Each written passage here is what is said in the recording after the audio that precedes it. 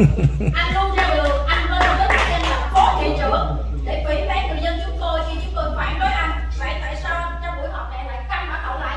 You always go out representing as a vice mayor to defend people who oppose you. So why do you keep your mouth shut and play the role of innocent person at this meeting? Như quý vị thấy đó, thị trưởng cho lên chính huyện Nam Quan huyện và Amin Farnsworth đã bị người dân chúng tôi trong tất cả các cuộc họp đều phản ánh rất là nhiều chỉ trích cực gắt hầu như mỗi cuộc họp. As you can see, the mayor, the vice mayor, and council member Amy was criticized by many ethnicity at most every meeting. Vậy tôi tự hỏi tại sao đến giờ này ba vị vẫn ngồi trơ cái mặt ra mà không từ chức và để tiếp tục nghe chửi. So I wonder why until now 3 of you have not resigned, but are still sitting here with a blank face while getting scolded by many speakers. Tôi tự hỏi quý vị cố gắng kết đàn đến phải gọi là gam upgrade như người Mỹ họ nói rất là nhiều về quý vị cùng đưa nhau lên cái vị trí này phải chăng mục đích cho cộng đồng và muốn phát triển thành phố Westminster thay vì cá nhân quý vị. I wonder, are you trying to form a gang of 3 as some of us saying about you, promoting each other to get this position? Is it for a community purpose and want to develop the city of Westminster or for personal purpose? Tôi nghĩ câu hỏi trên chắc là quý vị biết câu trả lời rõ hơn tôi.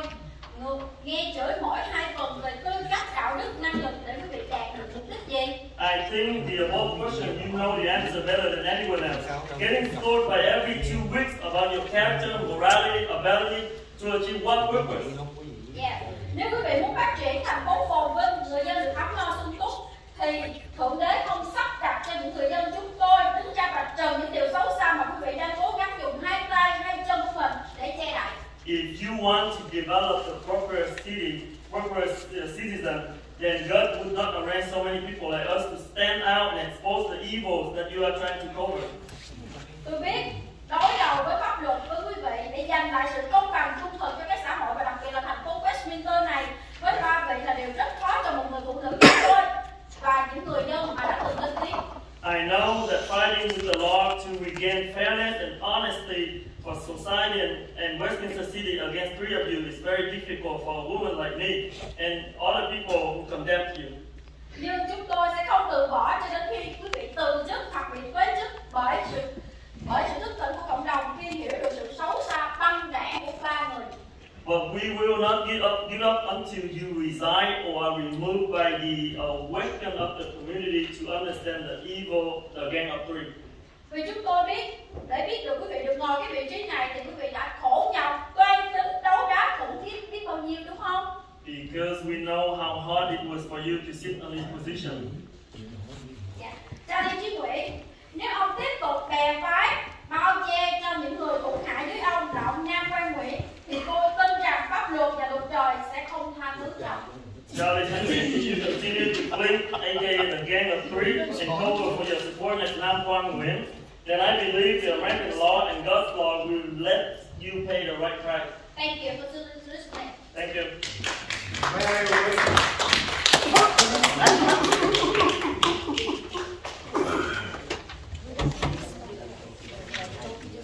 The next speaker is Michael Bryson, followed by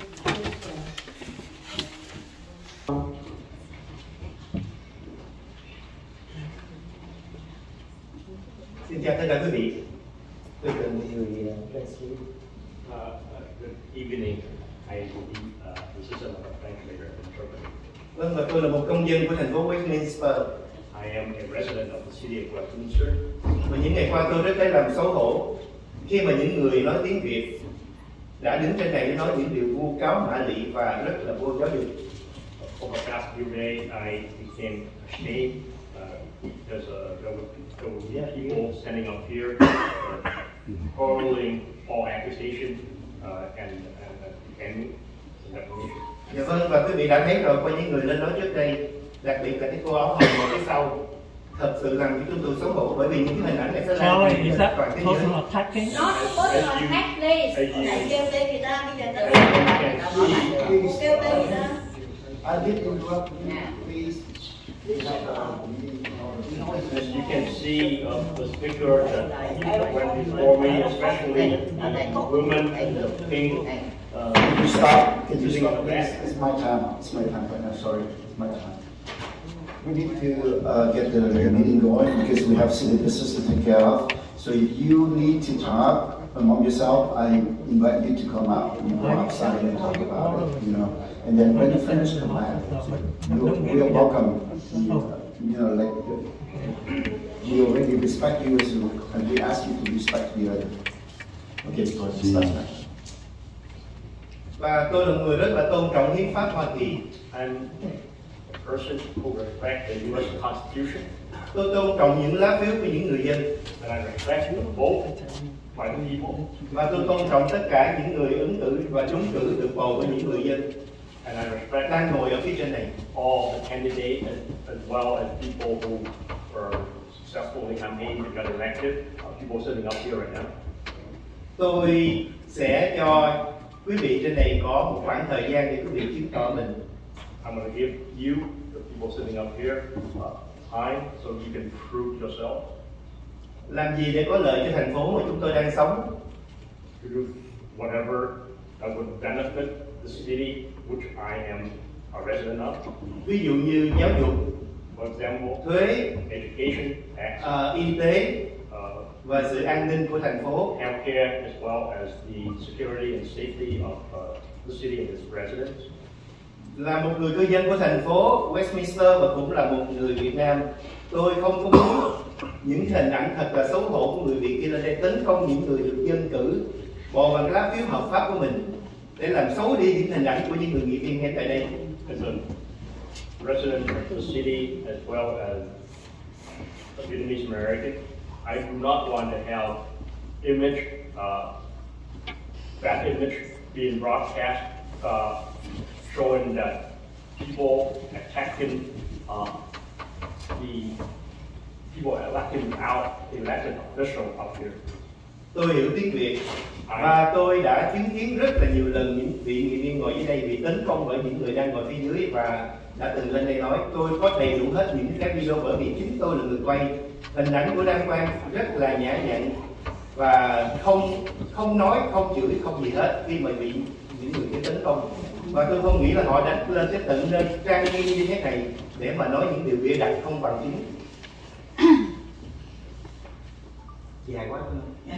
I have evidence that Nam Quang Nguyen remains stoic.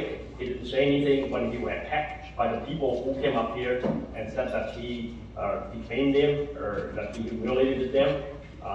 Because I was the person who filmed or video or took the video of that. Dạ vâng, và một lần cuối trước khi chia tay tôi mong rằng chúng ta là những người Việt Nam ở đây hãy để cho những người bản xứ tôn trọng người Việt Nam, văn hóa Việt Nam, ngôn ngữ Việt Nam là những người lịch sự, có giáo dục, góp ý chân thành, xây dựng thành phố Westminster ngày càng phát triển, đi lên và người dân ấm no, hạnh phúc, không phải là những lời mạ lị vô căn cứ, vô chứng cứ để làm xấu mặt của người Việt Nam.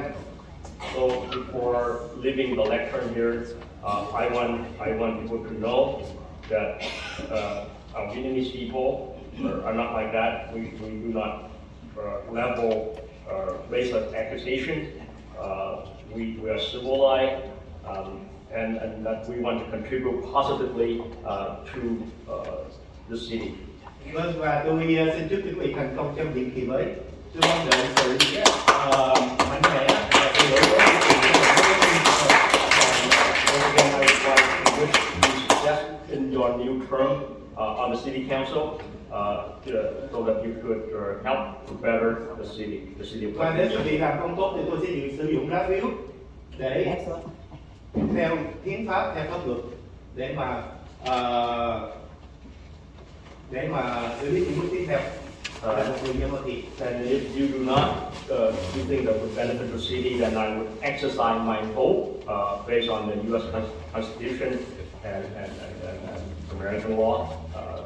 I would exercise my vote. Tôi tự hào về quý vị. I'm proud of you. Unless you want to hang out, that's yours. The next speaker is Close Wong, followed by Tony Wu. Let me say Vietnamese first. Người Việt Nam tị nạn Cộng sản là sắc dân non trẻ nhất đến định cư ở nước Mỹ so với những sắc dân khác. Vậy mà người Việt Nam đã và đang gây nhiều tiếng vang trong tất cả các cộng đồng tị nạn cộng sản ở đây. Trong quân đội Hoa Kỳ đã có 4 năm vị tướng và nhiều đại tá gốc Việt cùng các khoa học gia lẫy lừng với những bằng sáng chế ra vũ khí và những hàng không mẫu hạm tấu tên cho quốc phòng Hoa Kỳ mà chưa có người gốc Á nào thì trước tới giờ làm được. Không kể biết bao nhiêu là bác sĩ, luật sư, tiến sĩ, chuyên viên trong mọi lĩnh vực. Những người này làm rạng danh như dân tộc Việt Nam của chúng ta. Còn quý vị đã làm gì được cái nước Mỹ và cái cộng đồng Việt tị nạn cộng sản nhỏ bé này chưa? Chúng tôi không hề biết quý vị là ai. Không ai biết Amy West là ai, học hành thành tích ra sao, ngoài cái kinh nghiệm thay tả và rửa đít cho những đứa con của bà. Bà là người ra tranh cử 5 lần 7 lượt mà không được ai bầu cho chức vụ nào, nên lần này phải gia nhập vào băng đảng Bolsa để họ giúp bà thu phiếu ở những viện dưỡng lão và những mô home của người già. Nghe đâu bà cũng không phải là cư dân của thành phố Westminster. Ông Chiến Nguyễn cũng vậy, không ai biết ông là ai, làm gì, chức vụ gì ngoài việc ra tranh cử bao nhiêu lần đều rất lột đột. Cho tới khi ông phải đầu quân vào đảng Mafia Bolsa thì mới được họ đẩy ông lên chức nghị viên và bây giờ là thị trưởng. Còn năm qua là tên du thủ, du thực, côn đồ, du đảng, chuyên môn đứng đầu đường đầu chợ chửi rủa thiên hạ bằng những lời lẽ thô tục, thô lỗ tục tầm mà người có cha mẹ dạy dỗ, có giáo dục hay có học thức không bao giờ dám mở miệng nói những lời này. Nam quan bằng những cái YouTube của mình để tấn công những đồng hương tị nạn cộng sản bằng những loại ngôn ngữ dơ bẩn, đê tiện, hạ cấp. Có phải đây là những thành tích và điều kiện để trở thành nghị viên và phó thị trưởng của thành phố Westminster không? Quý vị thấy người Việt Nam ở đây hầu hết vì quen sống với Việt Cộng nên rất nhút nhát, sợ sệt, vì không rành tiếng Anh nên tránh xa những gì liên quan đến chính trị. Quý vị nghĩ chúng tôi ngu xuẩn không biết gì nên muốn mua ngồi trong hội đồng thành phố để áp dụng chính sách cai trị đàn áp chúng tôi giống như Việt Cộng trong nước hả? Nếu quý vị là những người đủ khả năng, trình độ và tư cách để đại diện chúng tôi thì đã không có cái cảnh người dân tới đây la ó phản đối quý vị như vậy. Đúng vậy. Chưa có một thành phố nào trên đất nước này mà có những buổi họp hội đồng thành phố y như cái chợ cá. Quý vị năn nỉ người dân bầu cho quý vị vào những chức vụ này chứ đâu có ai bắt quý vị vô đây ngồi đâu. Khi ra tranh cử thì thiếu điều rớt nước miếng xin xỏ phiếu của người dân. Lúc leo lên được rồi thì muốn tìm cách quay cổ chúng tôi. Chúng tôi là những người đã liều chết vượt thoát cộng sản trên những con thuyền mong manh giữa đại dương bao la. Chúng tôi sẵn sàng hy sinh mạng sống của mình cho hai chữ tự do. Đừng nghĩ là chúng tôi ngu xuẩn nhìn quý vị để nhìn Việt Cộng mua chủ quý vị để quý vị đặt lên, để quý vị áp đặt lên thành phố này stop trong nước. It's my time. I just want to remind you that if you are using the 3 minutes for the Vietnamese, then you have only 3 minutes for translation. And if you use up the time, we will stop at 6 minutes. So I just want to be fair. I only a short. Okay, all right. Hội đồng thành phố có 5 người thì hết 4 người là người Việt Nam. Nếu quý vị có đủ khả năng và tư cách để đại diện cho chúng tôi thì không có cảnh mà những người lên la lối om sòm như vậy. Đúng. Quý vị đại diện cho người Việt Nam mà không đủ tư cách đó, thì cũng đừng nên làm gì nhục nhã cho gia đình và những người Việt Nam. Mayor, if I may, we have a rule that if you utilize a translator, you get double time. Yeah. Yes. So there has to be a translator. That's the way we that's why we have 6 minutes. But if they use 6 minutes for issue translating. So translating another 6 minutes for 12 minutes, is that what you're saying? What I'm saying is someone who is actually operating as a translator. That's what the law allows. I would defer to what the council decides. I'm just trying to state what the rule is. No, I just want to ask you for clear direction here. If the person came in and talked, if they have 2 minutes, right? So double time is 6 minutes. If they use 6 minutes to talk in Vietnamese, so do we allow them to have another 6 minutes? No. So that's what I'm trying to do. Yeah, the question is whether or not they're entitled to 3 minutes or 6 minutes. They're entitled to have 6 minutes. It's 3 minutes, and if they use a translator, then you get another 3. So, yeah, I just wasn't sure whether or not we're utilizing a translator here. That's the thing.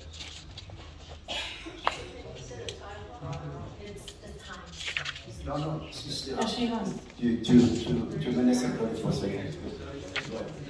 But the reason I just want to make sure we're doing this equally to everybody someone comes up, I don't know if you're literally translating, because you certainly may speak Vietnamese, I don't know. But next time someone comes up and has a written out statement, you're going, so we've got to treat everybody the same.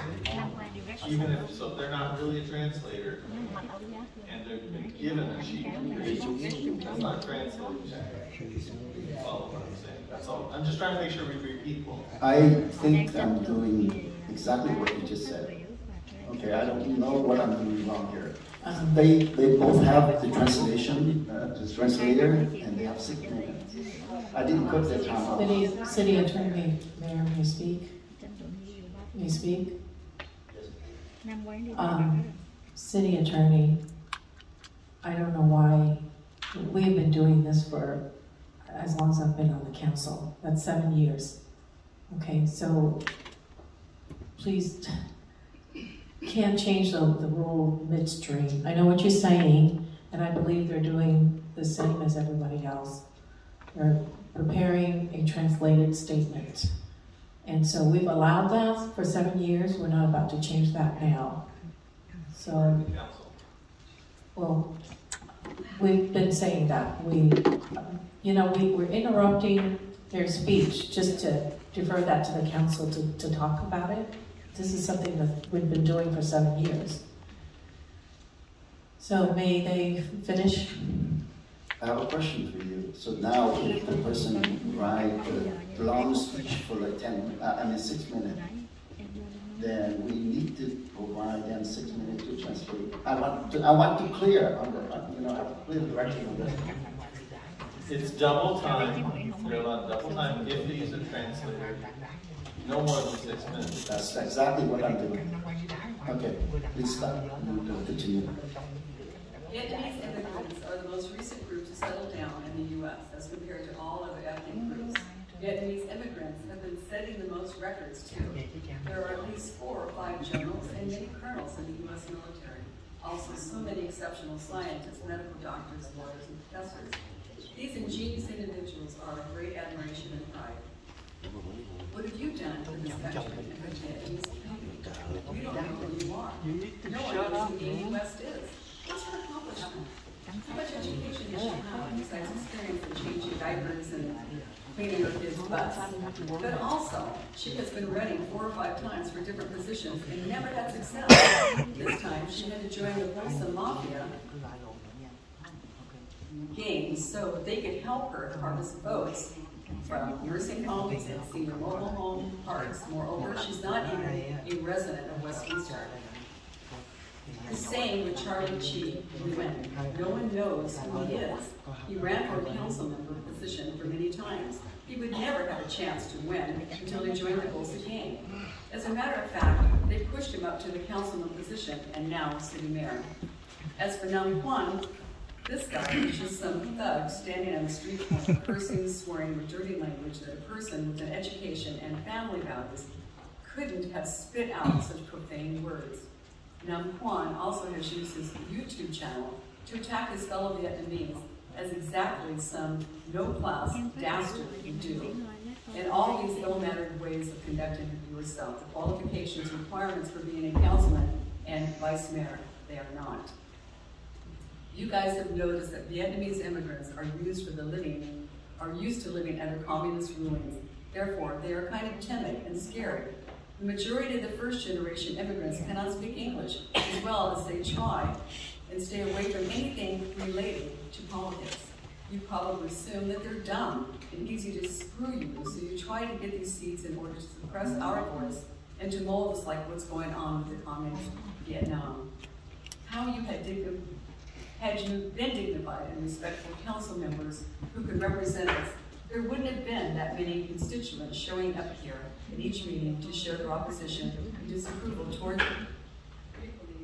No such kind of chaos, commotional city council meeting anywhere around the nation. You ask people to vote.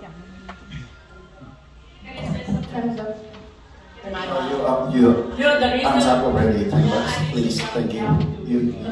Next time, please. I want to remind you one more time. You are entitled to have a translator. You have 3 minutes, and if you use this translator, you have additional 3 minutes. The total is 6 minutes. So there's no more than 6 minutes. If you try to use the time to speak in Vietnamese 5 minutes, then you have only 1 minute for translating. Because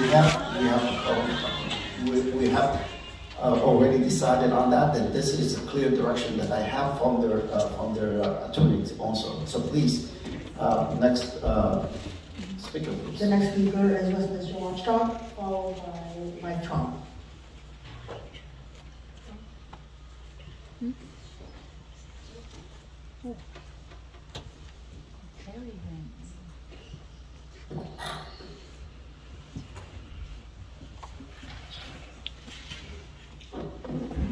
Good evening, Terry Raines, Westminster Watchdog. I'd love a Westminster Community Foundation item 5.2, but with 2 conditions. 1, no council members on the board, and 2, the purpose must be broad and benefit everyone, not just a single purpose. Item 5.4, the request to add 2 HLOs to this year's budget. Why add the full annual amount when the fiscal year is almost over half over?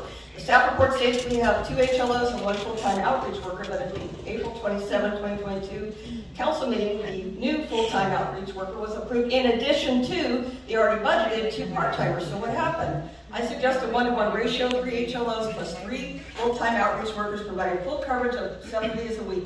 Please make this substitute motion, and no ad hoc committee. The entire council should receive information and provide direction on this important issue publicly. Item 5.5, rescind the censure resolution of Charlie Wynn. The gang of three are too busy trying to rewrite history instead of moving this city forward. FYI, when you rescind a resolution, the original remains in the archive official record, as does the resolution you rescind. Mayor Wynn, show us the evidence that the censure resolution is inaccurate. You can't because it's factual. You did violate the city's code of conduct. You did butcher Councilman Manzo's name in an email which translated to barbarian. You did spread lies on Vietnamese media accusing 3 council members of evicting Mayor Ta, claiming he was officer. You did call on residents to sign recall petitions against council members Ho and Manzo. You did harass and berate a Hispanic special event applicant for over 30 minutes, which was horrifying. You did use the word craps and exchange insults with Councilmember Ho in Vietnamese. And you continue this abhorrent behavior as mayor. Item 5.6, to rescind the censure resolution of Tree Ta was not added to the agenda in accordance with adopted policy. Ta is no longer on the council. This item does not align with required participation of the targeted official, even if just to rescind. It's good to see everyone trying to work together at this district plan yesterday, but it was very chaotic, as I explained in an email. Our newly elected official did not sign the city's code of ethics and conduct information statement until Monday, 2 months after taking office, only because of my emails. Did you read, understand, and reflect on the complaint email I sent last week concerning the lack of decorum, civility, and order at the last council meeting? Your egregious behavior must stop immediately, or this complaint will be escalated to a higher authority and the media. Listen up. You must always practice civility and decorum. You must not make belligerent, threatening, abusive, or disparaging comments to each other or the public. You must actively listen. You must not debate or argue with the public, interrupt speakers, or admonish them for exercising their First Amendment rights. So wipe those smart-ass smirks off your faces, remain seated and attentive, and start behaving like professionals instead of punk-ass tyrants. Oh, and here's Councilmember Amy Spam West during a training session at last week's League of California Cities Conference. Her crass and classless behavior was on full display and observed by over 300 attendees. Oh my God. Pay attention, Amy, when somebody's talking about you. The next speaker is Mike Paul, followed by June. Mày bỏ về Sợ quá sao nói. Mike Paul. Anh Mai lên nói gì? Anh Mai lên nói Chuyện mặc đồ nghề gì? anh Mai lên nói gì vậy?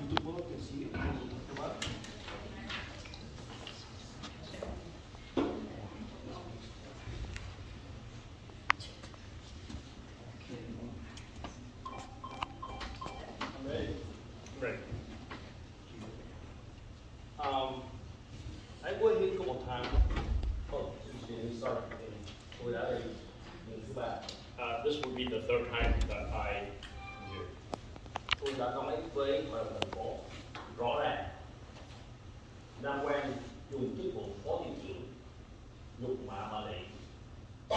I have addressed the city council that Nam Quang Nguyen uses position as a vice mayor to defame, to disparage me. Anh ấy gọi tôi là vị thậm chí bệnh tâm.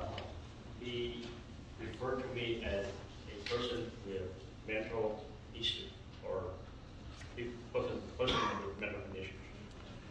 Bôi nhọ hình thể của tôi. He made fun of my body or physical physique. Tiếc thay thành phố không làm gì cả.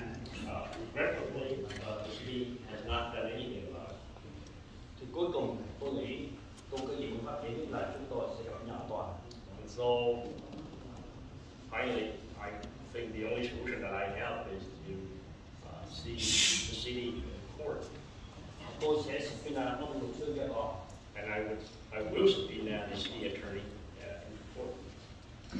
Rồi, người Việt tôi có câu hãy nghiên cứu quá khứ nếu muốn xác định tương lai.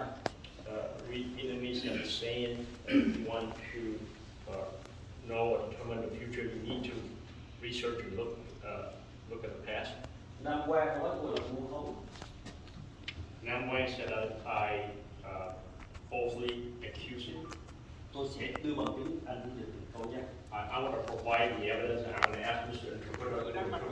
Đi chủ má tụi mày. Tao không có xấu hổ khi mà tao nói những cái chuyện đó đâu, tao chịu đúng. So, Phải dùng ngôn ngữ đăng mặt với tụi mày á, đủ má tụi mày. Tao không có xấu hổ khi mà tao nói những cái chuyện đó đâu, tao chịu đúng. Đủ má tụi mày.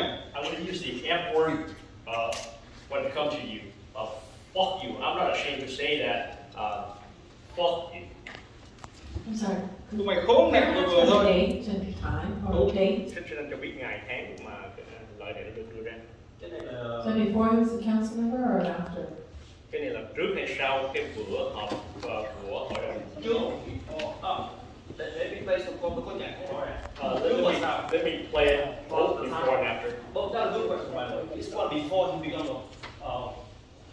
this one was before he became a city council. Tôi sẽ play, tôi sẽ nói là sau khi có chuyện. And I would also play what he said after he became vice mayor. Cha đụng mẹ. Listen first. Yeah. Vì tụi bay tao chửi hết á, tao không biết từ gì mà nó đi vào trong đầu tụi bay, nó làm cho tụi bay thức tỉnh được là tao sẽ chửi, tao sẽ dùng cái từ. I'm going to say fuck you. I'm going to use every single word to get this through your head.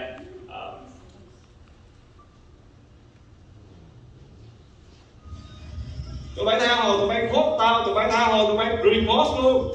Vì như vậy. Go ahead and post and go ahead and report at me all you want. Ra bởi vậy người ta mới nói là cái credit đối với việc cái uy tín nó quan trọng lắm. Cái uy tín nó quan trọng lắm. Anh đã làm mất uy tín trong quá khứ nhiều lần rồi. So credibility is important, and you have lost your credibility so many times in the past. Mà anh muốn sửa lại cái đó, anh muốn làm cho nó tốt hơn thì anh phải cần rất là nhiều thời gian để anh thay đổi cái suy nghĩ của người ta. And so if you và trong buổi sinh mạng đồng hương mình đó là cái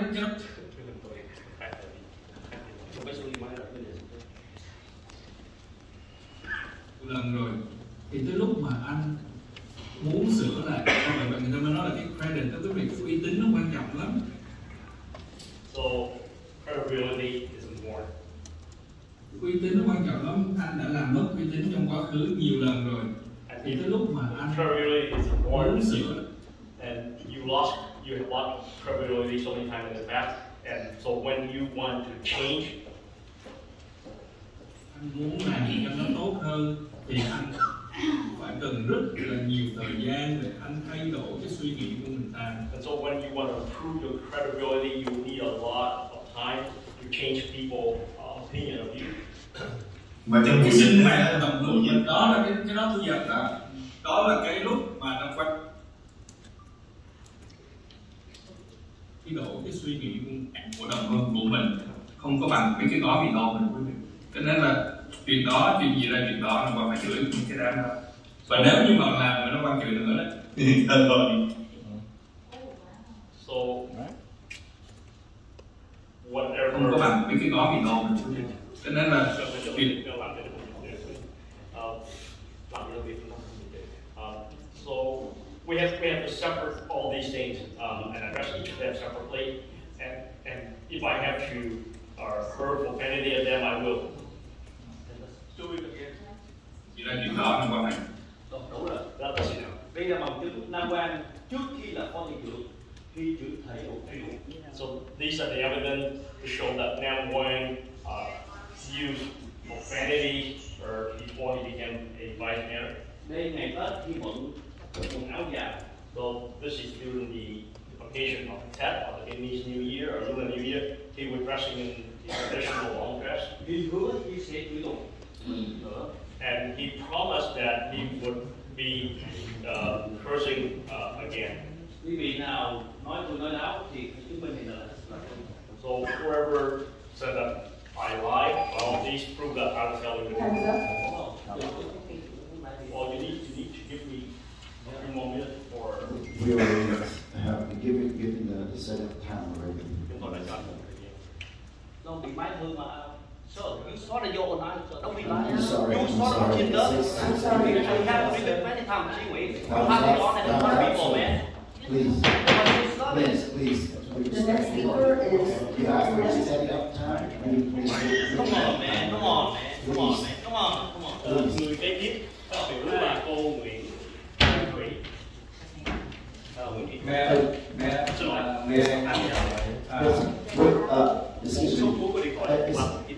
Excuse me, Madam Clerk, and also. Hold on, please. Hold on, please. Please sit down. Please sit down.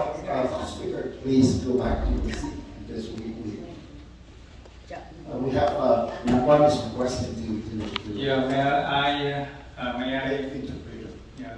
may you allow me to respond to all the accusations that been going on for months. Okay. My understanding from their city attorney that you can have a quick response.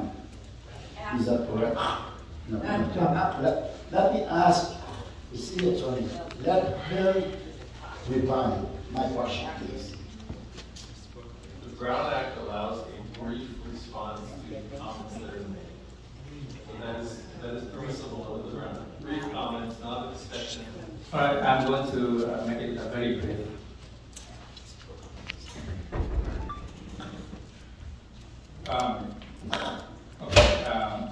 Dear residents of Westminster and all the council critics and owners, after nearly 2 months sitting on this dais, listening for hours and hours, the countless speakers during the oral communication, I want to make some strong observations and comments. I am as an official duly elected by its residents to represent the city. I am proud to take on the challenges facing Westminster from friends and foes alike. I don't mind the feedback, and actually I enjoy the interaction. First and foremost, I'm happy to listen to your legitimate concern and issues made in respectful and civilized manner as responsible adults. I appreciate the positive feedback and constructive comments from all of you in the sincere desire to make the city better. That I want to hear from you. I thank you for your effort in sharing your thoughts in wanting to build Westminster City a better place to work, to live, and to raise a family. You are the folks who help us council members to do our jobs better. And I appreciate that, if you do that. And second, as for those who come to this council every 2 weeks, attempting to tear down my work, and that of the city, you are only making fools of yourself. In front of this, microphone. We need to shut this down. You know what? This is not, no, don't point at me. Don't point at me. No. We have to protect our council. We don't have any positive to say. Let him finish. Other than bad mouth and criticize. It must be Attorney, you're very frustrated at home, and you take your frustration here every 2 weeks without fail at every city's council hearing. Don't get me wrong. I don't mind receiving criticism, and I get corrected when I do something wrong. In fact, I welcome it. However, I don't tolerate the misinformation, half-truth, and lies that you spew in front of the council. Frankly, at times, many of these comments are just plain hateful and veiled in racial discrimination. This type of public comments should be condemned and exposed. This is wrong. In your highest view, this Vietnamese American Majority Council never does anything right, only wrong, and wrong. And you are full of manufactured anger with your comments. Frankly, it is pathetic. Very, very pathetic. Oh my God, you are so... I say perform because it is what it is with you, a transparent performance. It is just an act full of frustration and pettiness. Council member, Vice Mayor, can we also defer this one until the end of the end of the oral communication? I know that you have more to say. Is that okay? To ask you to wait until the end, and I will have time for you to continue. I just want to quickly say, and I remembered you said that I could make a quick statement. My statement is very quick. I'm really protesting the fact that our city attorney is sitting there watching this happen, and also the city, our city mayor. Okay, I just want to let you know that you're in violation. Number one is you're intimidating the speakers. Not to me. I've had to face my critics, and you know who they are. I've sat here, and I think that person, you know that person who just spoke? I don't think I took the time to say it to his face or intimidate him. I don't think this I am not with this council on that. I just want to let you know. You can respond to the speaker, but you can't. This is not the time for you to talk against the council. Okay. Mayor, if I may, because I want to make sure there's no misunderstanding. When comments are made during public comment, we're not allowed to engage into a discussion. That is very clear, unless an urgency item happens and you add it to the agenda. Sometimes there is a need to respond to something. So the Brown Act allows for a brief response. What is brief? It is not defined. So really what you do is you look at the context, and is the response that was given brief in the sense of what situation required. That is what has happened. We have brought cases to the district attorney over this. I've seen much longer responses than what just occurred.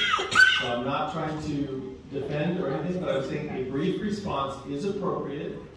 What's occurring here is I have no idea all that's going on, but comments are being made, and the council member doesn't have to remain completely silent. They are allowed a brief response. That is permissible under the Brown Act. I timed it. It was about a little over 3 minutes. So that is the law, and I'm not trying to play favorites here. This is trying to. I was asked what was allowed. A brief response is. A discussion is not. Okay.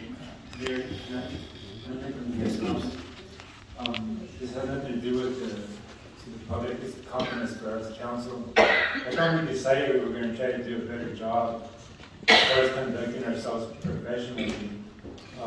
That is not happening, and I had to leave the room. Just to be full disclosure, I had to go to my truck, get some migraine medicine. Just listening to what's going on here, it's just totally giving me a headache. Just try to be professional, please. Let the comments of the council can be after or conclusions. Please. Take your back. Please. From the city attorney.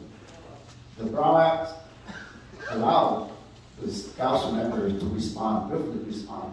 So we are not out of order here. I want to make sure that you both understand that. Let's continue with the agreement from the Vice Mayor to defer that until the end of the oral communication. I'd like to call up for the next oral speaker.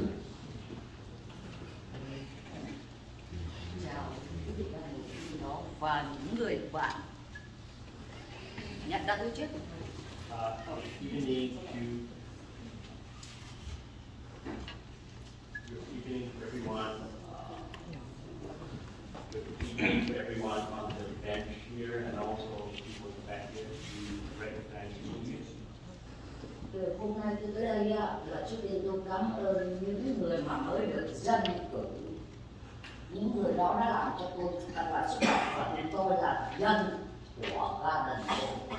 I'm here tonight because of the people who got elected, people who were elected by the people. I am a resident of the city of Garden Grove. Ở đây hôm nay tôi phản bác lại những lời mà những người bạn thân của tôi đã nói với ban quý vị đang ngồi trên kia.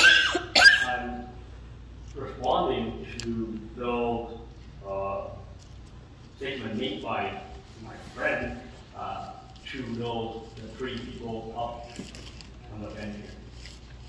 Em Phan West, Nam Quang và Trần Nguyễn Mạnh Trí là những người hoàn toàn không có được gọi là xin lỗi với tôi cả. Nhưng tôi cảm ơn lòng mấy người đã làm việc cho người dân. Amy Fan West or Nam Phan Nguyen and Kelly. Người ta đang làm việc cho ai? And see what a person is doing now, and who or what a person is doing, and who is that person doing these things for. Một khi đứng trước một đám đông, trước một cái máy camera, người ta đứng mà để một người khác phỉ báng vô mặt, bôi nhọ người ta, nào là cầm súng, nào là dí người này người kia, cái đó đúng hay sai?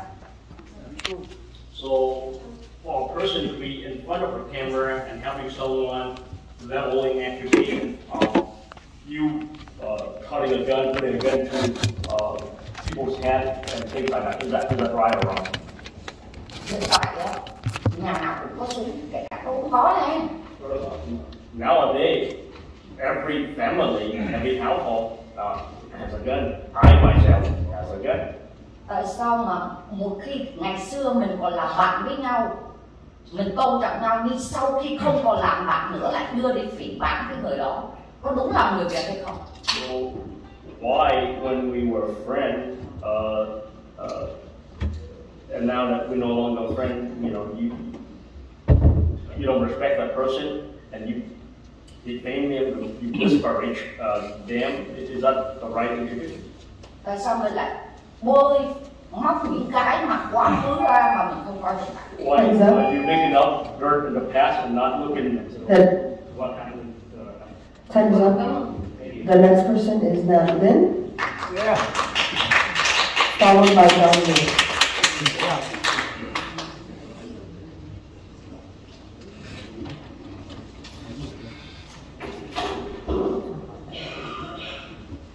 Tôi xin được chào Hội đồng thành phố Westminster.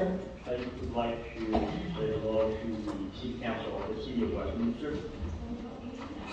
Tôi có thể nói một cách chắc chắn rằng tất cả những cái lời nói mà tấn công ông Phó Thị trưởng Nam Quang từ ngày ông đắc cử đến đây là những cái lời vu khống bịa đặt và sỉ nhục có tính chất thù cá nhân. I want to assure everyone that all the attack, slander, provocation against Nam Quan Nguyen since he got elected, all the personal hate. Và cái anh mà vừa rồi phát biểu mà đem loa lên một bàn đó, những cái đó không phải là bằng chứng. Tại sao anh không đưa giống ông Tony Bùi vừa có hình ảnh vừa có lời nói? And so the record that person who allows me to appear, those who not have evidence, why do you give what we present evidence or facts and evidence? Bây giờ tôi muốn nói đến cô nghị viên Kimberly Hồ. Nhập xong. Tôi nghĩ rằng Anh chưa phát biểu. anh chưa phát biểu mà đến có em chúc anh rồi. Ông hiệu trưởng, ông phó hiệu trưởng và cô em liên văn phần lớn trong số đó là những người ủng hộ vận động bầu cử cho bà nghị viên Kimberly Hồ vừa qua. And now on to City Council member Paul. I would like to say that all people who came here and who are against White Mayor Nam Quan Nguyen, they were the same people who support your campaign during the last election. Và tôi nghĩ rằng họ đã thành lập một cái liên minh ma quỷ để phá hoại cái thành phố này. And I think that they have formed an evil axis to destroy the city. Tôi là người ở địa hạt 3 là thuộc địa hạt của bà Kimberly Hồ, và trước đây tôi đã từng ủng hộ bà Kimberly Hồ, và bây giờ tôi đã không và sẽ không bao giờ ủng hộ. I am a resident of District 3. That would be Council Member Kimberly Ho's district. I have previously support Council Member Ho, but I will not. I will never support Council Member Kimberly Ho again. Tôi nói lý do tại sao. Tôi nghĩ rằng là một nghị viên và đã từng làm phó thị trưởng, lẽ ra bà Kimberly Hồ phải dốc sức để chung tay xây dựng thành phố này. I'm telling you why I'm not supporting him anymore. As a city council member, he needs to help to better the city. Nhưng mà trong quá trình làm việc, bà đã muốn chứng tỏ mình là người hùng. Mở đầu là bà quay lưng lại, bà đã đồng ý cho cái tượng đài một quản trị. Sau đó người ta làm lễ đặt viên đá đầu tiên thì bà quay lưng lại, bà chống đối. So first of all, she supported she wanted to show that she's a heroine. First, she supported the first Quang monument, but when the first stone was laid, she turned around. Sau khi chống đối thì bà lại vội vàng thành lập một cái hội đồng để làm một cái tượng đài 2, tức là bà ăn cắp idea của cái nhóm trước.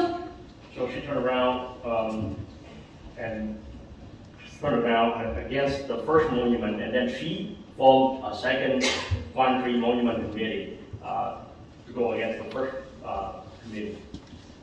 Và bà nói rằng bà là người có viễn kiến, nhưng mà bà liên tục làm những điều sai trái. Cái thứ nhất, bà thành lập cái hội đồng xây dựng tượng đài, bà muốn lấy credit với cư dân.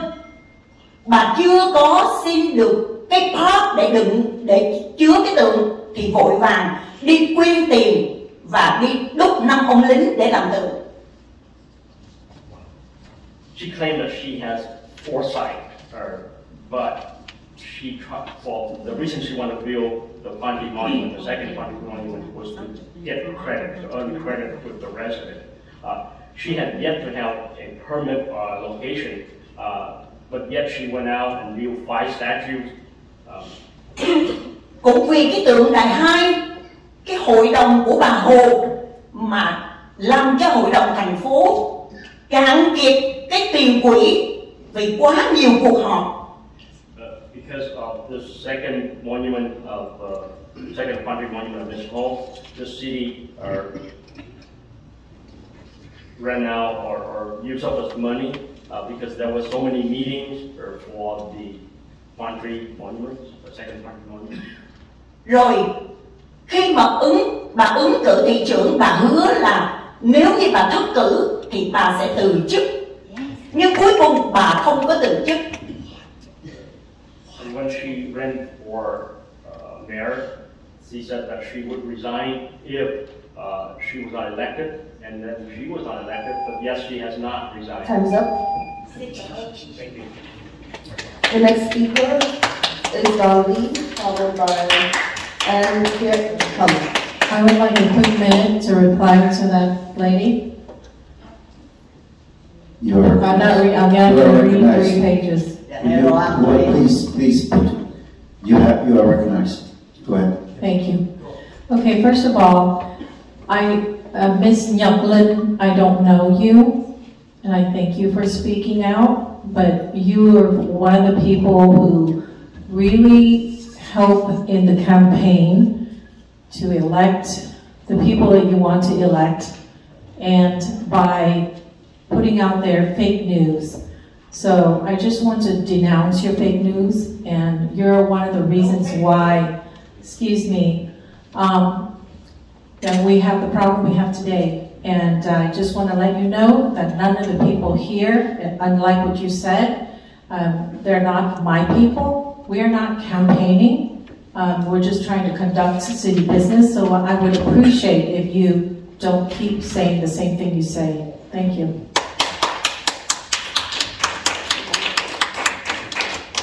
Hello, Tony.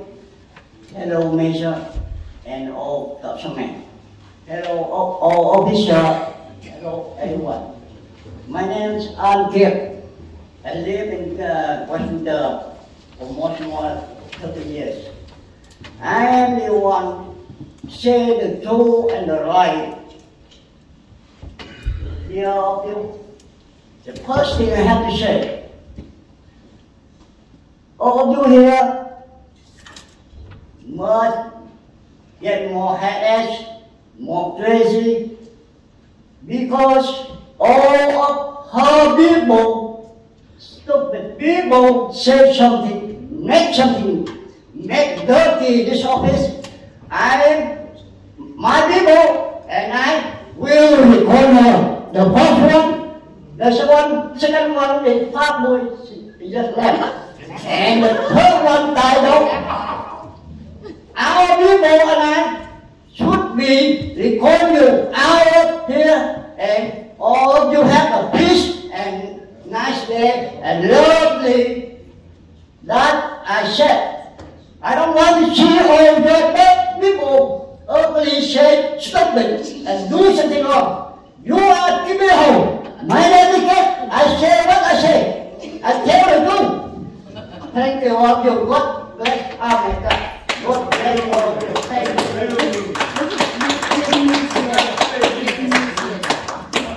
The next speaker is Don Lee.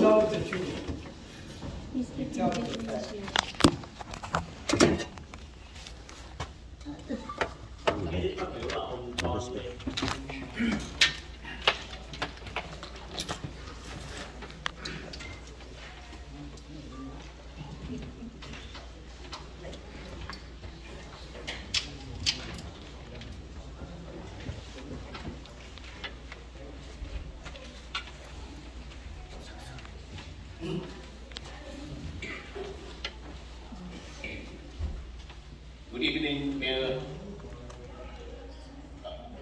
Council member, staff, and PD officer. I would like to finish all my speech in Vietnamese before interpreter translating it to English.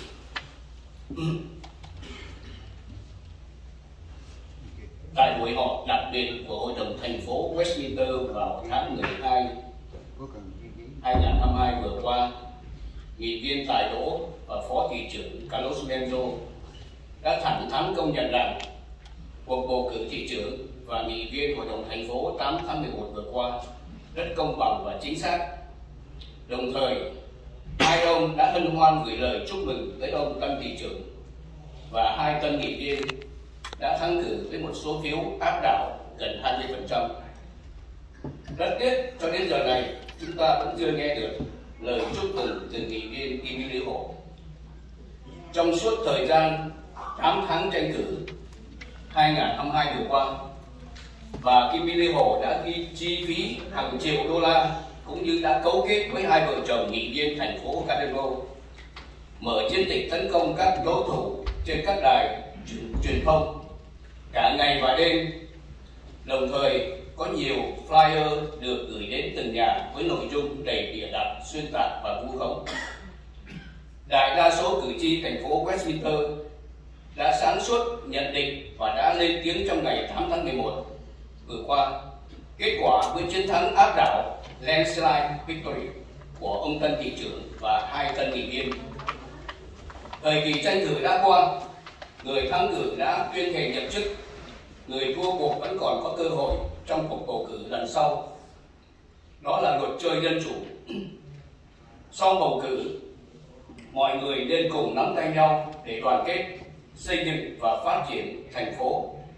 Những chỉ trích và phê bình nếu có thì chỉ nên phê phán về job performance hoặc xét xem các tranh cử có những lời hứa khi ra tranh cử không. Sau cùng, có hai điều mà bà Kim Ly Hồ có thể làm để chấm dứt tình hình xáo trộn, để trả lại sự bình yên cho thành phố Westminster. Thứ nhất, trong 2 năm qua, bà Hồ đã nổi tiếng nhờ vào bản tính gian manh, dối trá, cháo trở và lật lọng. Người dân thành phố Westminster cũng như trên toàn thế giới qua các phương tiện truyền thông đều nhìn thấy rõ sự kiện bà Hồ đã long trọng chính thức thề hứa sẽ từ chức nếu thua cuộc. Vậy mong bà hãy giữ lời thề hứa đó nếu bà vẫn còn một chút danh dự và liêm sỉ. Xin đừng hành xử được làm vua tua làm giặc. Thứ hai, trong thời gian chờ đợi bà tiến hành thủ tục từ chức, xin bà hãy ngưng tài trợ, thuê mướn hoặc xúi giục những tay sai đàn em của bà vào quậy phá tại các phiên họp hội đồng thành phố. Nhất là xin bà hãy chấm dứt cấu kết với nghị viên Phát Bùi, một chuyên gia về phá hoại chia rẽ cộng đồng Việt Nam. Thank you for listening.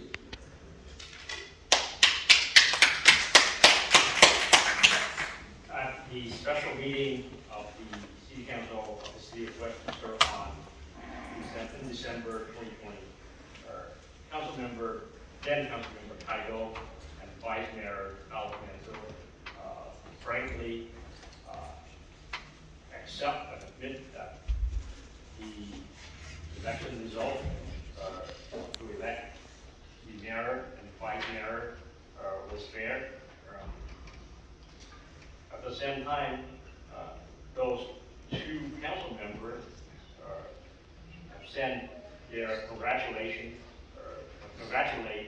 to the new mayor and the new city council members with a landslide victory of more than 20% or almost 20%. Regrettably, Council Member Kimberly Hall has yet to congratulate the new elected official. During the 8 months of the 2022 election campaign, Ms. Kimberly Hall spent more than $1 million, and she conspired with the husband and wife of that city council member from the city of Gatineau to attack her opponent on media all day and night. There was a flyer that was sent to people's house with content full of lies and propaganda and all accusations.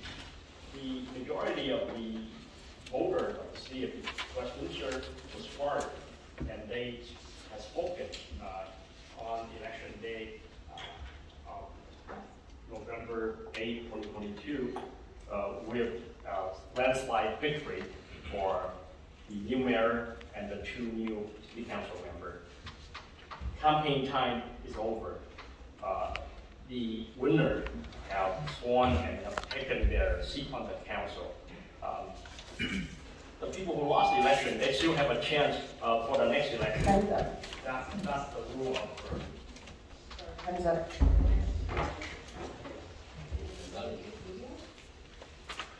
The next speaker is Via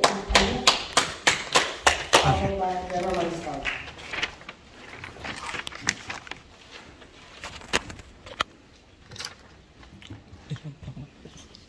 Nói vài câu thì nói tiếp đi.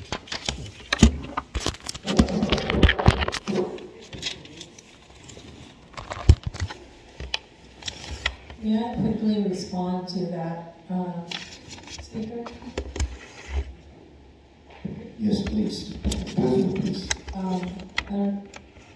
Well, you allowed 3 minutes before. Okay, seriously, I just want to let you know that I did congratulate, and I think he might have conveniently missed my comments right on December 14th. That was at the swearing in. So I just want to let you know that. So if you could please check your facts before speaking, you could help, by not creating chaos. When you do, I think you're in cahoots with the person next to you, and I will soon, if you could, the person next to him, you, Mr. Tony Boy, you always leave after you speak, and then you walk away. I would like to respond to you at our normal oral communication at the end. So please stay tuned, okay? Thank you. Oh, before you start my clock, I just want to have something to say to the city's lawyer. No, sir. If you want to... To you too. No. If anyone interrupt my speech, I'd like to stop from the beginning, okay? Yes, no interruption. During my speech, anyone interrupt my speech, I demand full time back. Please. And if any one of you stand up and walk out of the room, I demand to stop the clock and start my clock again. Please. We need to be fair to everyone. So you have 6 minutes. Go ahead, start. Xin thân ái kính chào tất cả. Good evening.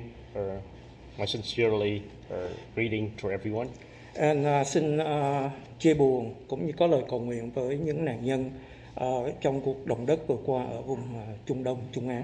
And I would like to share my sorrow with the victim of the recent earthquakes. Okay.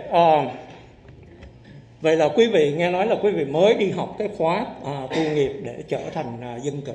I heard that you have just gone through the orientation to become an elected official. Để mà ngồi trên cái dais này. To sit on the dais here. Tôi hy vọng sau khi học thì quý vị hiểu được những cái lời chỉ trích phê bình giáo huấn của tôi. And so I hope that after the orientation you would understand my criticism and also my instructive comment. Mr. Mayor Charlie Nguyễn. Mr. Mayor Charlie Nguyễn. Ông phải hiểu là những cái gọi là quy định này là cái wishful thinking, cái sự mong muốn của quý vị. You need to understand that the policy here, that's your wishful thinking. Ông đừng có hoang tưởng tự xứ khi ông dịch cái chữ mayor ra thành thị trưởng. Ông nghĩ ông là đô trưởng. Do not be so illusionate when you translate the word mayor to be a true mayor là giống như của LA City. A true mayor like a large city, in a large city like LA. Ông phải hiểu cái cơ chế, nhớ là dịch là cái management, managing, nó khác với cái loại mayor của những cái thành phố lớn. You need to understand the structure of the city versus the structure of those large city. The way the city full-time mayor would be managed, those large city would have a full-time mayor. Ông nghĩ ông có thể ra lệnh cho cảnh sát để mà bắt tôi, cầm đầu tôi khi mà tôi trái ý ông? You think that you can order the police to arrest me when I speak up against you, when I criticize you, or when I say something that you don't like? Lần trước tôi đã có dạy cho ông là ra ứng cử để trở thành công bộc của dân, public servant. Last time I educated you and I told you that you ran to get elected to be a public servant. Và tôi không phải là chỉ nghĩ ông stupid. I know you are stupid. Not only that, I think that you are stupid. You are stupid. Ví dụ, lần trước chính cô Amy trong lúc mà nghị viên Carlos Manzo đang phát biểu, cô Amy đã interrupt và nói khơi khơi như là trong một cái buổi đi chợ cãi nhau. So last time when Council Member Carlos Manzo was talking, Council Member Amy Phang West interrupt and she spoke as if she was out there at a public market. Đó là lý do tại sao trong những cuộc họp mà nó luôn luôn là quá giờ, quá 12 giờ đêm mới học xong, là tại vì ông không biết cách điều khiển. Cũng như là khi mà hồi nãy một cư dân lên không nói về mấy ông mà nói về một cái người mới phát biểu, chửi cô ta này nọ mà ông ngồi yên. Như vậy một là ông ngu dốt, hai là ông, tiếng Việt nó gọi là tiêu chuẩn kép, double standard, không biết cách điều hành. And that, these meetings often go past midnight, and that's because you don't know how to run a meeting. You let một người này đến chửi một người khác. You let this resident to come up here to personally attack another resident. I don't know why you did that. Perhaps because you are stupid or you have a double standard. Giống như năm qua, một là anh ta ngu, hai là anh ta bịp bợm. Khi mà anh ta lên YouTube, anh ta nói là người dân lên vu khống anh ta mà anh ta không thể nói gì hết, tại vì luật bắt anh ta phải im. And just like number one, when he's either stupid or he's fooling a fast one. He went on YouTube and he said the resident spoke up against him and he could not say anything because of the rules or the law. Bằng chứng là hôm nay chính Nam Quang đã tự vả vào mặt anh ta, chứng minh anh ta nói láo khi mà anh ta ngồi trên đây, anh ta chửi những người đã dám lên tiếng phản đối anh ta. So there's proof that he lied because tonight he was up there, he spoke up and he spoke up against the people who came up here to criticize him. And you're supposed to listen to us, digest what we said and follow our instruction, not to execute the order from your boss. That you ignore our comment because you already have instruction from your boss. That's not the way to run the city. Next.